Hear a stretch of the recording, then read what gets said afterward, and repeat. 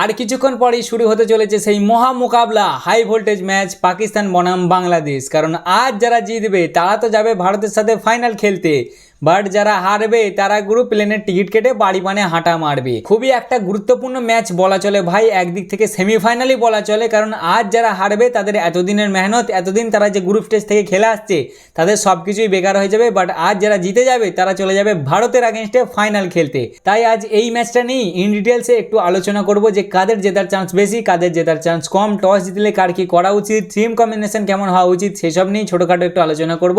তাহলে আর বেশি না বুকে ভাট, চলো আজকের ভিডিওটা শুরু করা যাক। দেখো বস, ভিডিও শুরুতেই ক্লিয়ার করে দিই যে পয়েন্টস টেবিল নিয়ে এখানে আর কোনো মাথা ঘামাঘামি বা মারামারি কিছুই নেই, নিট রান রেট কিছুই ম্যাটার করে না এখানে। আজ যারা জিতবে তারাই ভারতের সাথে ফাইনাল খেলতে যাবে, আজ যারা হারবে তারা বাড়ি বানে হাঁটা মারবে। কারণ পয়েন্টস টেবিল অলরেডি ক্লিয়ার ভাই, ভারত কালকে বাংলাদেশের সাথে জিতে গেছে রাতের বেলা, আরামসে ম্যাচ জিতে নিয়েছে ভাই। তাই তারা অলরেডি ফাইনালে পৌঁছে গেছে। আর শ্রীলঙ্কা অলরেডি বিদায় জানিয়ে দিয়েছে, তারা ভারতের সাথে লাস্ট ম্যাচ খেলবে আজকের পরে, দিয়ে তারাও বিদায় নিয়ে নেবে। তাহলে এখানে সম্পূর্ণ ক্লিয়ার হয়ে গেল যে আজকের ম্যাচ যারা জিতবে, নেট রান রেট ফেট রান রেট কিছু ম্যাটার করে না, যারা জিতবে তারাই ভারতের সাথে ফাইনাল খেলতে যাবে। এবার যদি প্রথমেই আসি বাংলাদেশের দিকে, বাংলাদেশের কাছে একটু ভাই নিচু পয়েন্ট আছে, কারণ তারা অলরেডি কালকেই ভারতের সাথে ম্যাচ খেলেলো ভাই। ম্যাচ খেলে আসার পরে একদম কাতেহি গোহারা হার যাকে বলে সেইভাবে হেরে গেছে। তাই তাদের কনফিডেন্স কিছুটা হলেও ডাউন থাকবে ভাই, যেটা স্বাভাবিক ব্যাপার। আবার কোনো গ্যাপও নাই তাদের ম্যাচে, কালকেই ম্যাচ খেলে এসছে, আবার আজকেই ম্যাচ খেলবে। কিন্তু সেই দিক থেকে পাকিস্তানের দিকে তাকাতে গেলে ওদের একটু হালকা বেনিফিট আছে ভাই।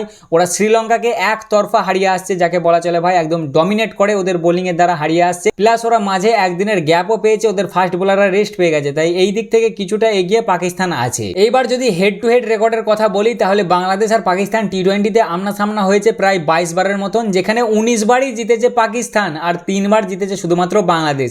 তার মানে বোঝাই যাচ্ছে ভাই পাকিস্তান সম্পূর্ণ ডমিনেট করে বাংলাদেশের ওপরে। বাট ম্যাচ যেদিন হয় সেদিনের ওপরে ডিপেন্ড করে, বলা যায় না কে কোন দিন হারিয়ে দেবে ভাই, কাউকে কিছু বলা সম্ভব নয়। বাংলাদেশও হারিয়ে দিতে পারে, পাকিস্তানও হারিয়ে দিতে পারে। খালি বাংলাদেশের এখন মোটিভেশনটা হালকা ডাউন আছে, বাট কালকে চেকে যাওয়ার কিছুই নাই। কিন্তু পাকিস্তান অলরেডি একটু মোটিভেশন নিয়ে আসছে। দুটো টিমেরই উইকনেস ভাই স্ট্রেংথ সবই যেন অনেকটা একই। বাংলাদেশেরও বোলিং লাইন আপ স্ট্রং, পাকিস্তানেরও বোলিং লাইন আপ স্ট্রং। বাংলাদেশেরও ব্যাটিং ভাই ধ্যার ধরে ব্যাটিং, সেরকমই পাকিস্তানেরও ধ্যার ধরে ব্যাটিং। বাংলাদেশের যদি সাহেব দাঁড়িয়ে যায় তাহলে চিন্তা অনেকটা কমে যাবে ভাই, সেরকমই পাকিস্তানের যদি সাহেবজাদা ফারহান দাঁড়িয়ে যায় তাহলে ওদেরও চিন্তা কিছুটা কমে যাবে ভাই। ওই জন্যই টসটা প্রচুর ম্যাটার করবে এই ম্যাচে। যারা টস জিতবে আমার মতে যে তারা কিছুটা হলেও ম্যাচে এগিয়ে থাকবে। আর যারা টস জিতবে আমার যতটা মনে হয় বেশিরভাগ সম্ভাবনা তারা বোলিংই নেবে, কারণ দুটো টিমেরই স্ট্রং পয়েন্ট হচ্ছে ভাই বোলিং এদের বিশাল বোলিং হয়। বাট চেজের দিকে গেলেই এদের হাত পা থরথর করে কাঁপতে লেগে যায়, যেটা আমরা কালকে রাতেই বাংলাদেশের দেখেছি ভাই। ইন্ডিয়ার আগেনস্টে ভাই ঠিক করে চেস করতে পারেনি, 127 রানই অল আউট হয়ে গেছে। যদিও দিন ভালো থাকলে লেফটে দেবে ভাই, কিছু বলার নাই। যেমন শ্রীলঙ্কার আগেনস্টে চেস করে দিয়েছে, সেরকমই পাকিস্তানেরও সেম কেস ভাই। ও চেস করেছে শ্রীলঙ্কার আগেনস্টে, বাট ওদেরও যেন হাত পা কোথায় থরথর করে কেঁপেছে, যে একদম স্ট্রং ভাবে ভারত যেমন চেস করে সেই অনুযায়ী চেস দুটো টিমই করতে পারে না ভাই।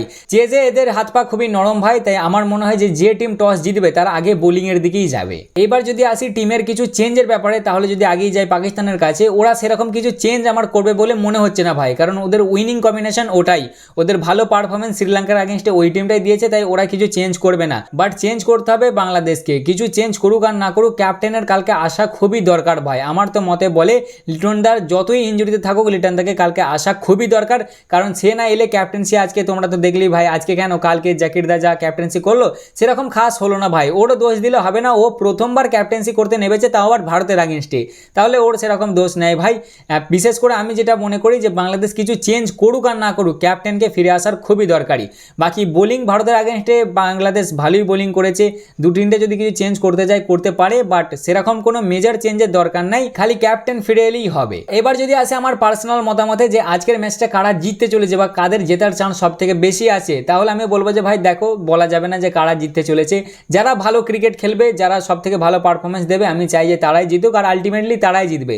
তবুও যদি একটা তুমি আন্দাজ করো বা পার্সোনালি আমার মতামত বলি, তাহলে পাকিস্তান কিছুটা উঁচু দিকে আছে। কারণ ওরা অলরেডি একদিনের গ্যাপ পেয়ে গেছে, প্লাস ওরা শ্রীলঙ্কার আগেনস্টে ভালো পারফরমেন্স দিয়েছে, তাই ওদের কনফিডেন্সও হালকা বেশি আছে।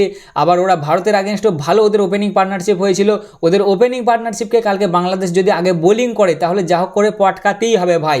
বিশেষ করে করে ওই ফকিরকে আর টিকটকারটাকে এই দুটোকে ল্যাপটাতেই হবে ভাই, কারণ ওরা টিকে গেলে বাংলাদেশের ম্যাচ জেতা কিছুটা হলেও মুশকিল হয়ে যাবে। আর বাংলাদেশের জন্য টিপস হলো তোমরা যতটা পারবে স্যাফের সাথ দেবে, তোমাদের বোলিং ভালো আছে চিন্তা নাই, ব্যাটিংয়ের দিকে একটু ঠিকঠাক রাখবে, ফিল্ডিং দুটো টিমের জন্যই পরামর্শ ভাই, যারা ফিল্ডিং ভালো করবে তারা কিন্তু ম্যাচটা আলটিমেটলি জিতবে। কারণ ব্যাটিং সবাই করতে পারে, বোলিং সবাই করতে পারে, বাট ফিল্ডিংটা সবাই করতে পারে না।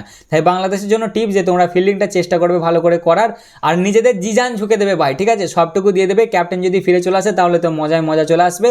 তবে এজ আমার এখনো কিছুটা থাকছে পাকিস্তানের দিকে। পার্সোনালি আমি চাই যে পাকিস্তানি আসুক ভাই ভারতের সামনে ফাইনালে। এমনটা নয় যে আমি বাংলাদেশকে হেট করি, বাট পাকিস্তানকে আমাদের একটা মারায় না আলাদাই মজা আছে। এদের এত ডায়লগ, এত বড় বড় বাতেলা, 21 वाला ম্যাচ চাইয়ে আগাজি তো কলে বালি উঠে গেল, এখন আবার বলছে 28 वाला ম্যাচ চাইয়ে। তাই বাংলাদেশ তোমরা দেখিয়ে দাও যে তোমরা কি করতে পারো, বাকি যারা ভালো খেলবে তারাই জিতবে। তাই ছিল আজকের ভিডিও, কেমন লাগলো অবশ্যই জানাবে, ভালো লাগলে লাইক কমেন্ট শেয়ার অবশ্যই করবে। তোমাদের কি মনে হয় আজকের ম্যাচটা কে জিততে চলেছে সেটাও কমেন্টে অবশ্যই জানাবে। দেখা হচ্ছে আবার ম্যাচের শেষে, চলো ততক্ষণের জন্য টাটা।